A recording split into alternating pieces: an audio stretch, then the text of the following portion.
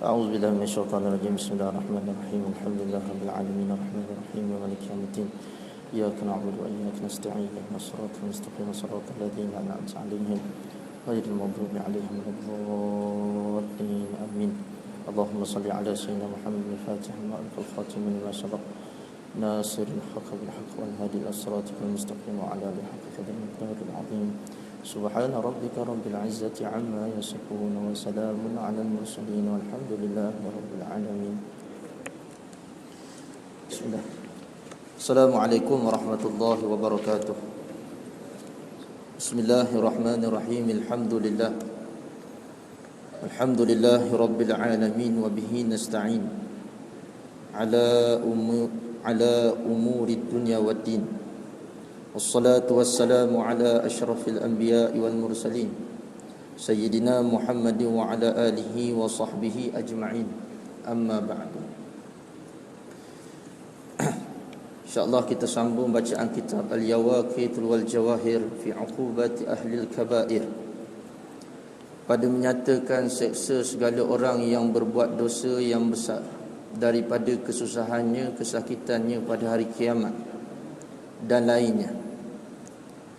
Menterjemahkan dia pada kitab Syekh Abdul Wahab Asy-Sya'rani daripada bahasa Arab ke bahasa Melayu. Baik, kita sambung pada ibarah kitab seterusnya, muka surat yang kedua.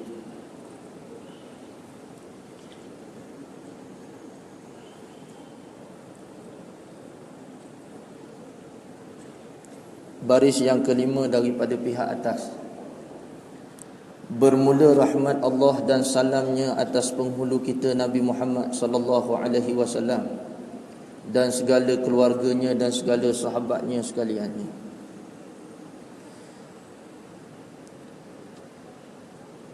Kita dah syarahkan ni sedikit. Jadi kita nak sentuh bersempena dengan bulan Rabiul Awal, kehadiran bulan Rabiul Awal selepas Safar, dia datang Rabiul Awal. Itu bulan kelahiran Nabi Muhammad sallallahu alaihi wasallam. Jadi adalah terlebih baik bagi kita ni untuk nak mempersiapkan diri dalam nak menyambut hari tersebut, kerana merupakan suatu amalan orang-orang yang baik-baik. Mereka itu rasa tak sabar untuk nak menyambut sambutan Maulidur Rasul sallallahu alaihi wasallam pada 12 Rabiul Awal. Lepas tu kita kena ada warm up sikit. Maka saya hendaklah memperbanyakkan selawat ke atas baginda Rasulullah sallallahu alaihi wasallam dengan sebanyak-banyak yang boleh, dengan sebanyak yang mungkin.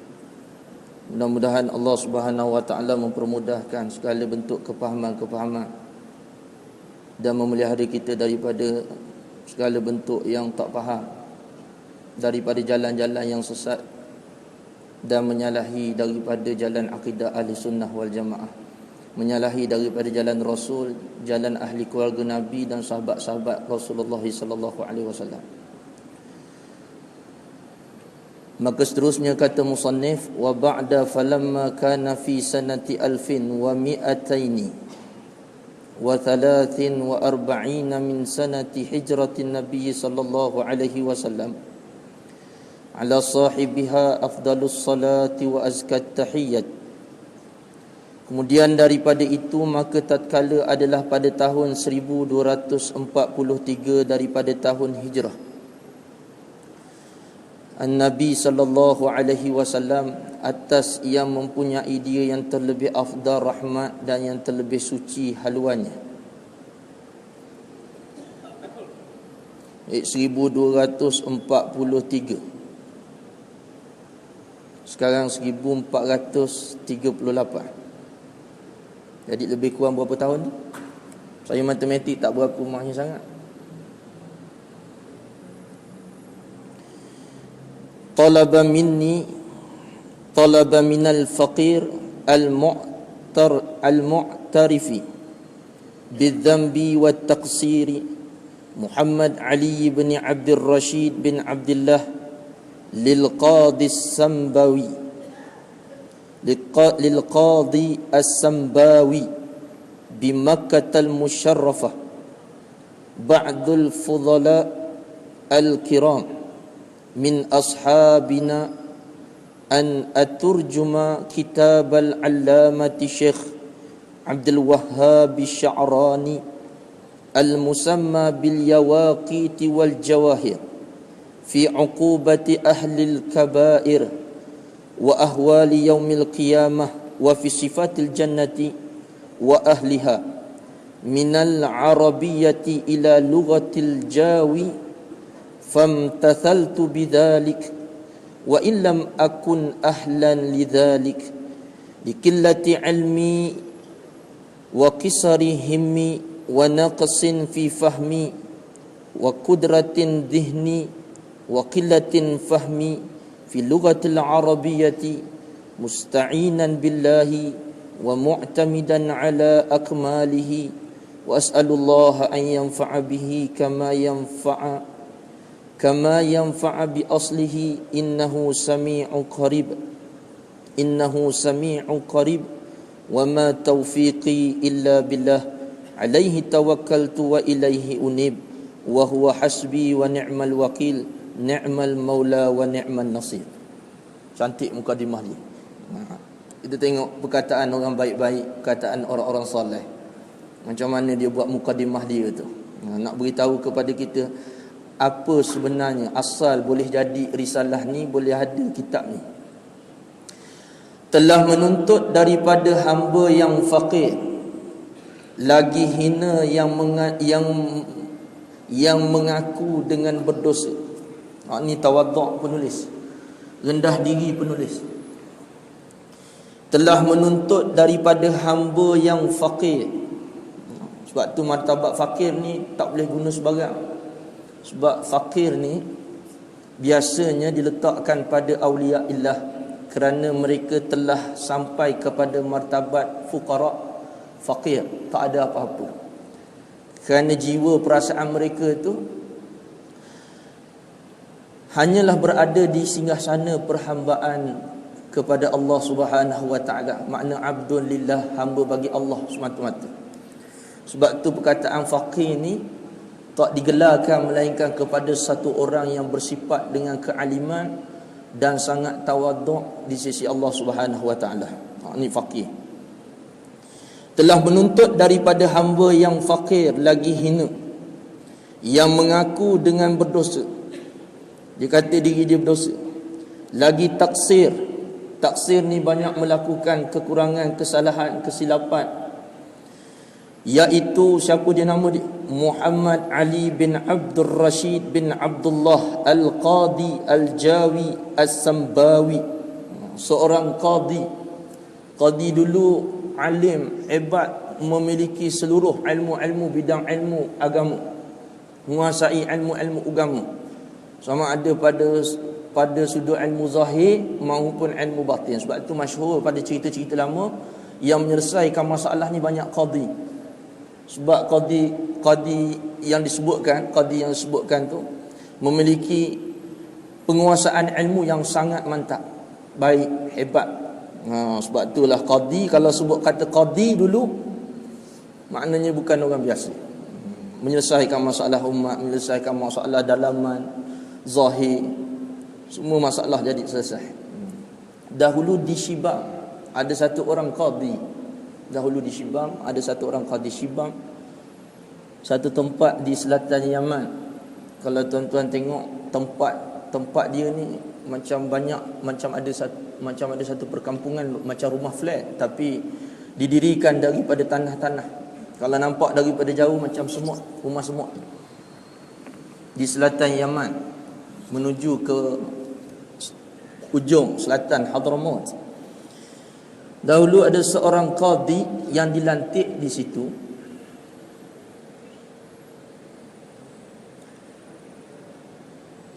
Kemudian setelah beberapa tahun, lalu dia datang kepada orang-orang yang duduk di situ. Dia bertanya, Mengapa di kalangan kamu wahai orang ramai, yakni masyarakat yang duduk di tempat ini, tidak ada sebarang masalah?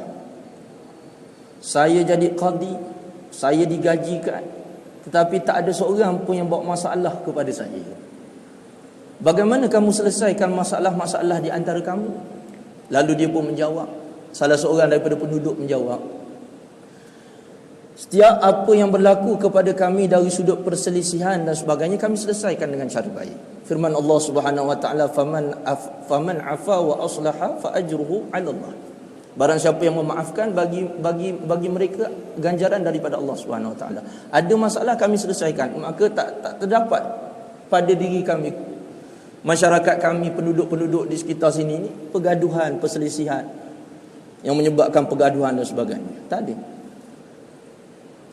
Setelah 14 tahun, setelah beberapa tahun, lebih kurang 14 tahun, lama, tak ada masalah. Jangan sekarang kalau pergi pejabat, Masya Allah, qadi lagi sebab pening, banyak macam-macam masalah. Daripada cerainya, daripada masalah lainnya, fail tinggi, masalah banyak. Setelah beberapa tahun, 14 tahun lebih kurang macam tu, datang dua orang bermasalah, masuk ke tempat qadi. Lalu dia kata, Assalamualaikum. Waalaikumsalam. Lalu qadi itu pun kata, apa tujuan tuan-tuan datang ke sini? Dua orang datang. Saya nak mendakwa si fulan ini orang yang didakwa. Jadi kami nak bawa masalah kepada kamu wahai qadi. Lalu dengan keadaan yang teramat suka, qadi kata, ada masalah? Masya Allah, lama saya tunggu masalah. Tafadhal. Suka ada masalah.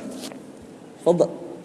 Lalu disusun kitab-kitabnya, susun satu-satu kitab apa semua, letak atas meja, siap untuk nak menyelesaikan masalah. Lalu katanya qadi, wahai orang yang mendakwa, sila kemukakan apa masalah kamu. Lalu dia pun berkata, wahai qadi, ya hadratal qadi, wahai qadi, aku telah membeli tanah si fulan ini. Lalu aku dapati di dalamnya ada emas. Wahai qadi, aku membeli tanah, bukan membeli emas. Kamu wahai orang yang didakwa. Saya masalah macam ni. Dia membeli tanah saya. Saya jual semua tanah saya. Lalu dia kata dengan saya, ada emas dalam tu. Saya jual tanah, maknanya dengan sekali apa yang ada kat dalam, saya jual sekali. Dan wahai qadi, selesaikan masalah kami. Saya tak nak emas, yang dia pun tak nak emas. Lalu yang ini qadi bukan sebarang qadi. Masalah yang menimpa kamu ini adalah masalah seperti mana disebutkan oleh baginda Rasulullah sallallahu alaihi wasallam. Idan macam ini. Ambil emas itu, jadikan dia daripada sebahagian harta. Kalau ada harta karun, zakat, rikas 1/5. Selesai daripada itu, kamu ada anak perempuan? Ada. Kamu ada anak lelaki? Ada. Kahwinkan keduanya. Sebab ini darah daging yang baik.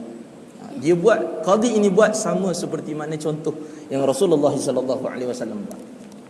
Masalah satu selesai, berpuluh tahun baru satu masalah lagi datang. Kita baru 1 minit dah ada tunggu kat luar, ada masalah. Kalau boleh kita nak keluar daripada pejabat sekejap, biar ringan masalah.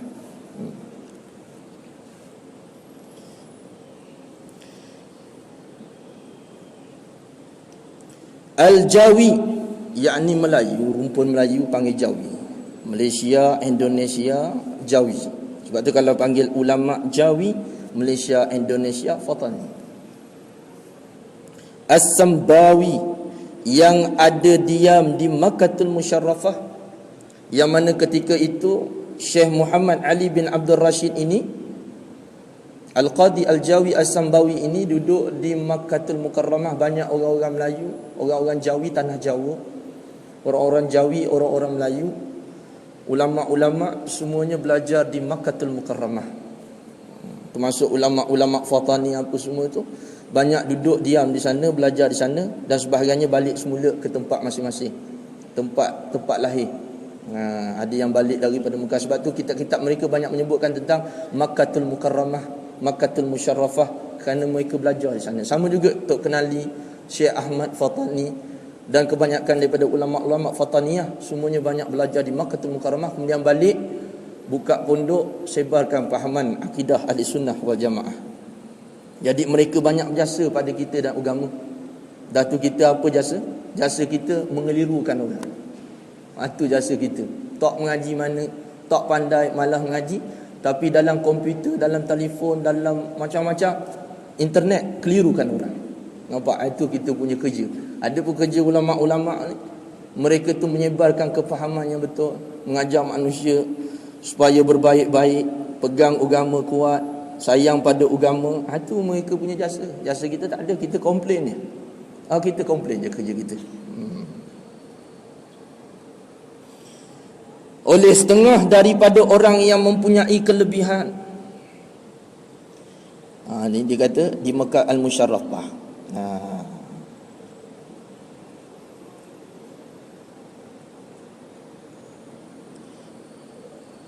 Oleh setengah daripada orang yang mempunyai kelebihan, itu balik semula kepada telah menuntut. Dia punya atah pergi kat situ tu. Telah menuntut, siapa yang menuntut?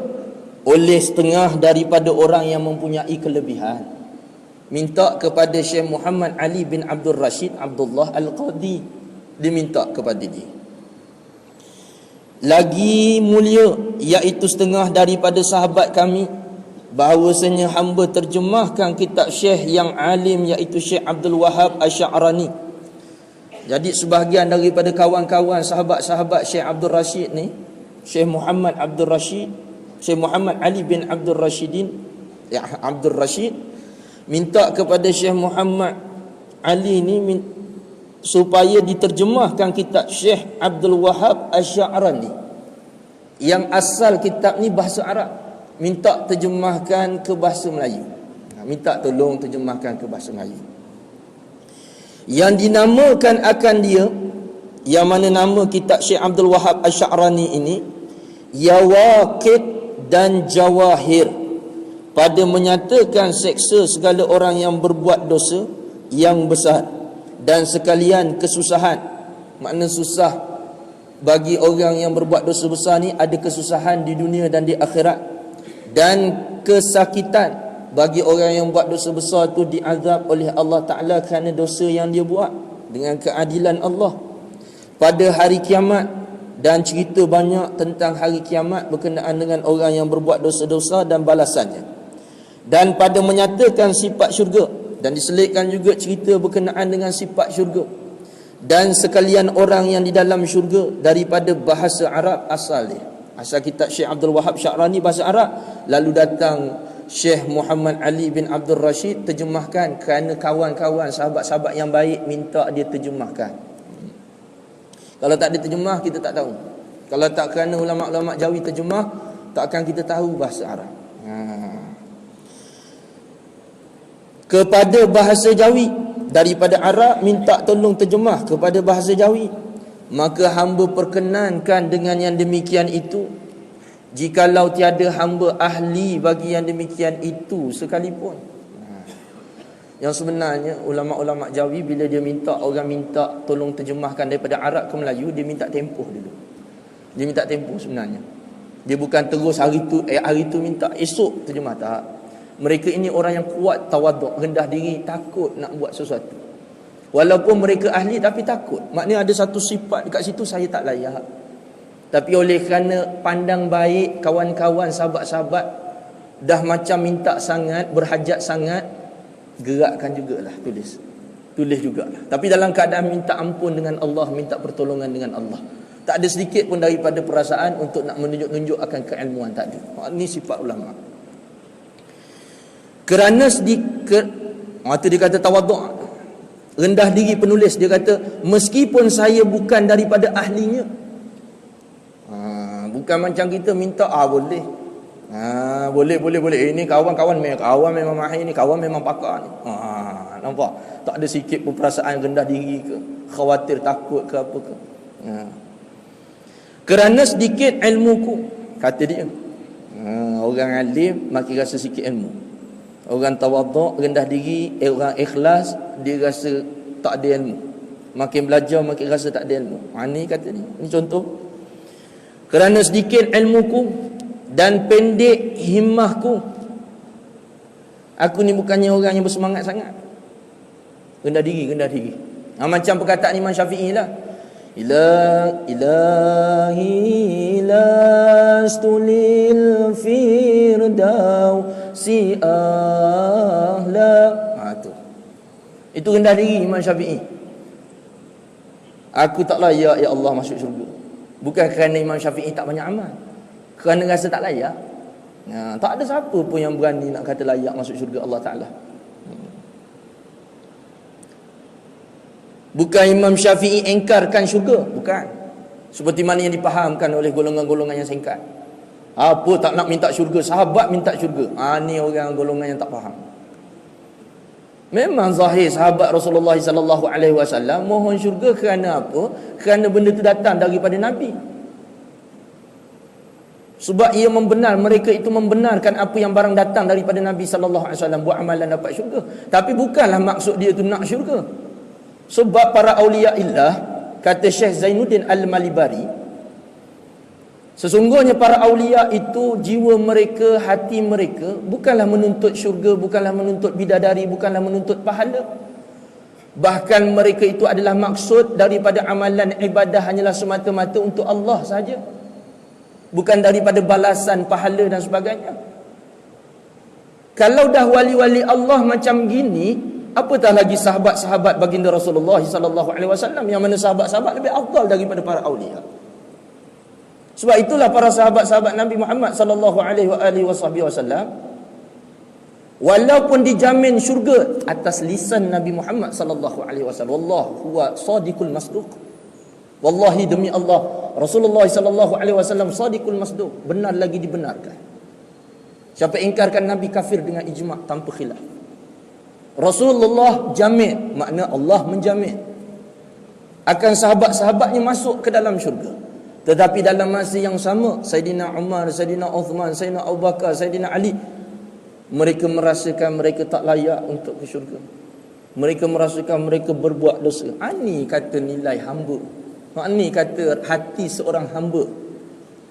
Sentiasa berjaga-jaga dengan makar Allah walaupun telah diberi jaminan. Ini sifat akhlak kepribadian sahabat Rasulullah sallallahu alaihi wasallam yang terbiah oleh Nabi Muhammad sallallahu alaihi wasallam, lalu mengikut oleh para ulama-ulama yang soleh.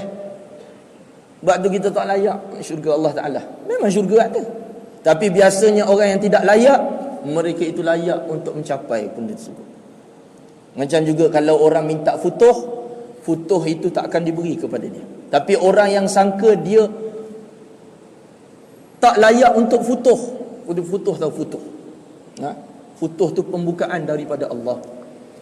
Tak layak dapat futuhat. Kitab-kitab ulama besar kan banyak sebut futuhat. Macam kitab Futuhatul Ilahiyah, syarah kepada tafsir Imam Jalalain, tafsir Jamal, Futuhatul Ilahiyah. Sebab apa guna perkataan futuhat? Ni benda besar. Futuh macam yang Hijaz sebut tu. Apa dia sebut sini tu? Ya Fatahu ya Alim, iftah qulubana futuhal arifina. Tu kita dengar saja sedap-sedap mendengar je. Ya Allahu ya Allah, wahai Allah. Ini munajat ataupun rayuan hamba. Ya Fatahu ya Alim, wahai Tuhan yang maha pembuka, wahai Tuhan yang maha mengetahui. Iftah qulubana, bukakanlah bagi hati-hati kami. Apa dia? Futuhal arifina, pembukaan orang-orang arif. Sebab pembukaan orang-orang arif itulah pembukaan yang benar, yang sah, bukan istidraj. Itu futuh. Tapi barang siapa yang beramal tak berhajat pada futuh, orang ini difutuhkan. Tapi barang siapa yang beramal nakkan futuh, maka orang ini dijauhkan daripada futuh. Maknanya amal ibadat mesti ikhlas. Seperti ini juga, seperti ini kaedahnya. Barang siapa yang menyangka dirinya bukan orang yang layak menterjemahkan kitab Arab, maka dia adalah sebenarnya orang yang layak. Jadi macam tu. Dan kurang fahamku kitab, dan kurang fahamku, rasa diri makin kurang faham, mengaji kurang faham. Dan keruh hatiku, aku ni ada hati kotor, tapi masih lagi orang baik sangka dengan aku. Tu rendah diri. Ni semua rendah diri, sifat tawaduk pun nulis. Ni sebahagian daripada cara dia mengajar orang yang baca kitab selepas dia. Jangan rasa sombong kalau baca kitab habis baca. Jangan rasa puas dengan apa yang dah ada. Jangan. Sentiasalah rasa diri kekurangan. Kurang, sifat kurang tu. Dan sedikit fahamku pada bahasa Arab. Saya bukan ahli bahasa Arab. Bukan setengah daripada orang zaman ni rasa diri dah hebat sangat. Macam-macam kitab boleh baca bahasa Arab. Tak ada bahari pun boleh baca. Lalu rasa bongkak, petikai kitab-kitab ulama-ulama al-amili. Petikai, mudah petikai. Hanya tahu bahasa Arab je dah petikai kitab-kitab ulama. Nampak? Tu. Belajar tapi tak ada adab. Padahal aku minta tolong kepada Allah Ta'ala. Tak dapat tidak. Tak ada aku sandarkan pada ilmu aku. Tak ada aku sandarkan kepada kepahamanku. Tidak aku sandarkan apa jua kelebihan yang ada pada aku. Melainkan aku pulangkan balik kepada Allah. Dialah yang maha menolong atas diriku yang lemah. Tu. Mukaddimah ulama' ya dah nampak dah. Betapalah mereka itu sangat berhati-hati. Walau mereka itu ahli dalam nak mengarang kitab-kitab berkenaan dengan agama. Maknanya hati-hati mereka tentang agama. Tu ada sifat warak mereka tu kuat sangat. Sebab tu pada mukaddimah, kalau mukaddimah pun dah nampak dah.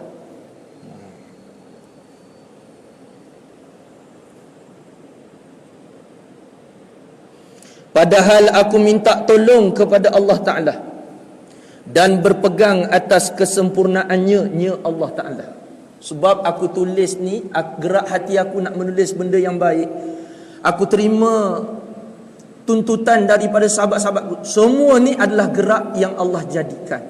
Tak ada pada aku melainkan semua dengan limpah kurnia Allah Subhanahu Wa Ta'ala. Ni dia pulangkan balik. Ni sifat orang sembahyang sebenarnya ni. Sifat orang sembahyang ni, walau tak sembahyang, luar sembahyang macam sifat orang sembahyang. Tahu sebab apa? Sebab inna salati wa nusuki wa mahyaya wa mamati lillahi rabbil alamin. Sesungguhnya ibadat aku,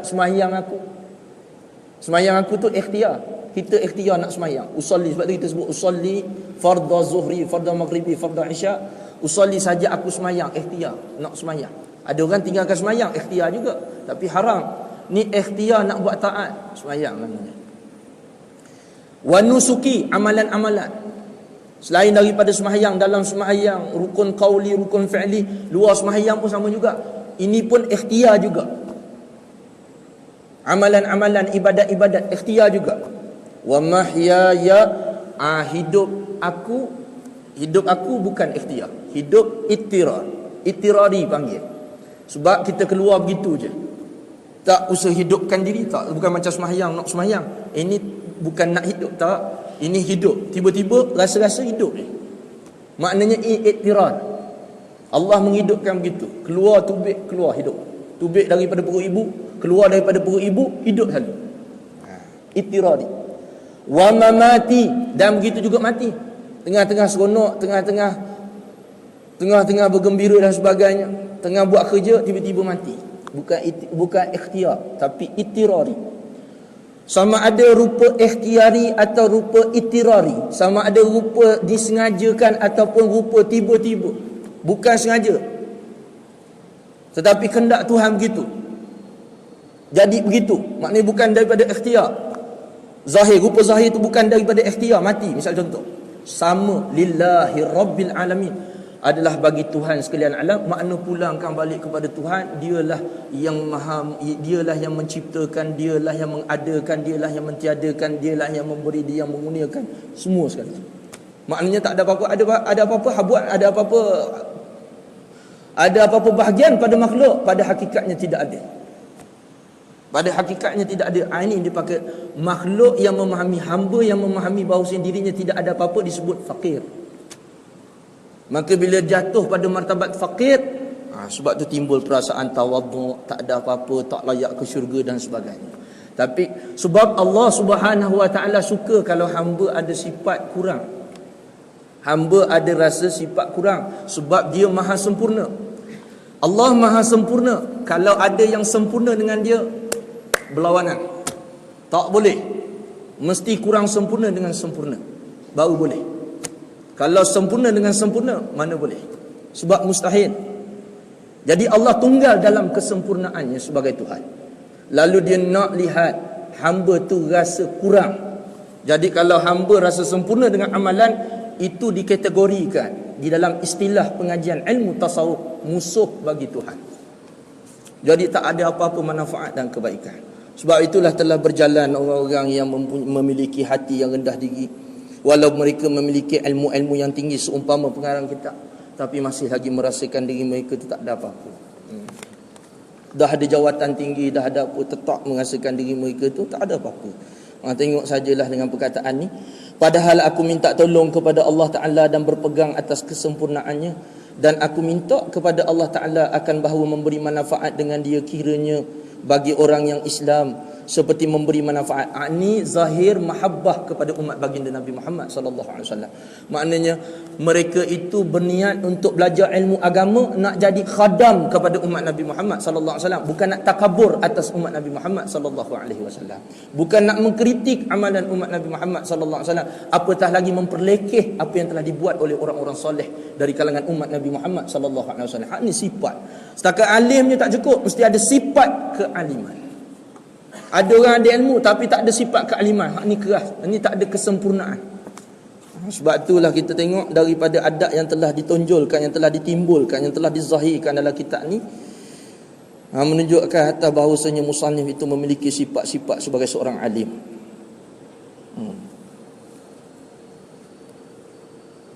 Dan aku minta kepada Allah Ta'ala akan bahawa memberi manfaat dengan dia kiranya bagi orang yang Islam seperti memberi manfaat dengan asalnya. Seperti mana orang mengambil kitab Syekh Abdul Wahab Asy'arani dapat manfaat, begitu juga aku harapkan kitab terjemahan aku ini pun dapat manfaat seumpama kitab asal. Sebab dia tak kata dia macam Syekh Abdul Wahab Asy'arani, tetapi dia mengharapkan mudah-mudahan orang yang membaca kitab Melayu ni pun sama dapat manfaat macam mana orang mengambil manfaat daripada kitab Arab. Harapannya untuk orang Melayu macam tu. Ni orang ada kasih kuat dengan bangsa. Ni yang boleh dikatakan kasih kepada tanah air. Kita ni kadang-kadang cakap kasih kepada tanah air, tapi sebenarnya berkarat jiwa dalam ni. Kalau bab mengaji akidah, mengaji sifat-sifat kemuliaan, mengaji syama'il Nabi Muhammad sallallahu alaihi wasallam, kita malah belajar. Tapi kalau buat kerja-kerja lain sanggup berkilo-kilometer pergi. Tak. Kalau untuk ini tak ada. Berapa kaki je malas.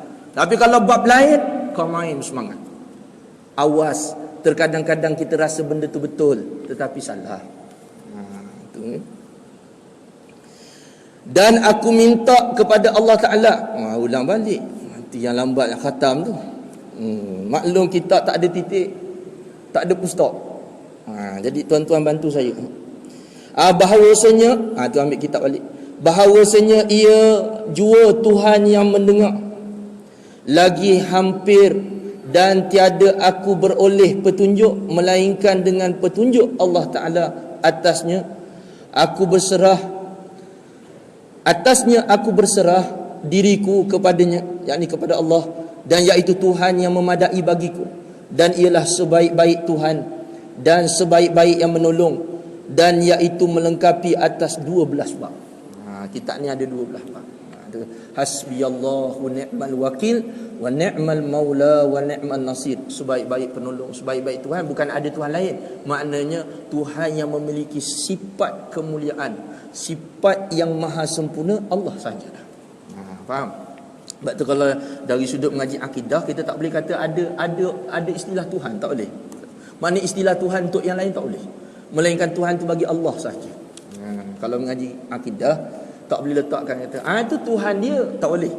Sebab yang dipahamkan dengan Tuhan Al-Ilah itu dari sudut pengajian akidah Ahli Sunnah wal Jamaah, pengajian kita orang Islam, yang kata Tuhan tu istighna an kulli ma siwa, iftiqaru ilaihi kulli ma adah. Terkaya dia daripada yang lain, berhajat yang lain kepadanya, sedang ia tiada berhajat kepada yang lain. Itu Tuhan. Maka sebab apa kita sembah Allah?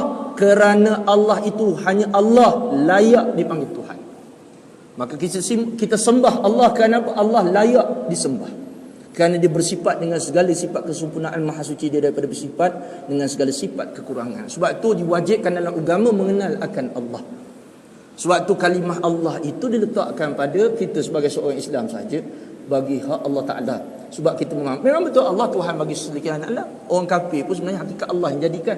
Tetapi dari sudut kepahaman kita orang Islam, Tuhan yang namanya Allah, itu yang kita mengaji dalam akidah tu. Yang kita mengucap asyhadu alla ilaha illallah tu, ada bawah dia tu apa tu? Rangkaian-rangkaian dia tu. Apa ada isbat, ada nafi tu. Kemudian Muhammad Rasulullah sallallahu alaihi wasallam, barang yang berkait dengan tubuh badan Rasulullah sallallahu alaihi wasallam. Daripada barang yang wajib, mustahil, harus, itu zat para nabi-nabi alaihi wassalatu wasallam, rasul-rasul alaihi wassalatu wasallam, itu semua. Sebab tu kalau kita mengaji akidah, baru kita mengenalkan Tuhan. Kalau kita tak mengaji, macam mana nak mengenal? Memang kita ada ucapan kalimah syahadat, la ilaha syahadataini, la ilaha illallah Muhammadur Rasulullah, asyhadu an la ilaha illallah, asyhadu anna Muhammadar Rasulullah. Tetapi bukan sekadar kita ada je, bahkan wajib memeliharanya supaya tak jadi batal. Dan juga disuruh untuk kita makrifat atasnya, atas kalimah, dua kalimah syahadat tu, supaya berasa duduk di bawah kalimah syahadat tu, asyhadu an la ilaha illallah wa asyhadu anna Muhammadar Rasulullah, yang mana kita ucap setiap kali kita sembahyang. Barulah sembahyang tu ada rasa.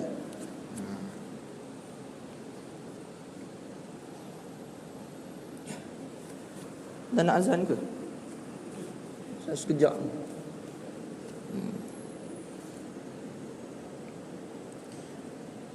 Sekejap sikit lagi.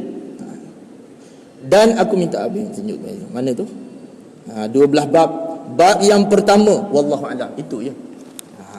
Sebab kaedah dia, sebab apa kita baca tu? Bab yang pertama, sebab nak tunjuk ilmu tak habis. Maknanya tergantung. Belajar lagi. Macam tu. Wallahu a'lam. Allahumma salli ala sayyidina Muhammadil Fatih lima ulikal khatim lima sabaq nasiril haqq bil haqq wal hadi ila siratikal mustaqim wa ala alihi haqq qadri miqdaril azim. Subhana rabbika rabbil izzati amma yasifun wa salamun ala al mursalin. Alhamdulillahi rabbil alamin.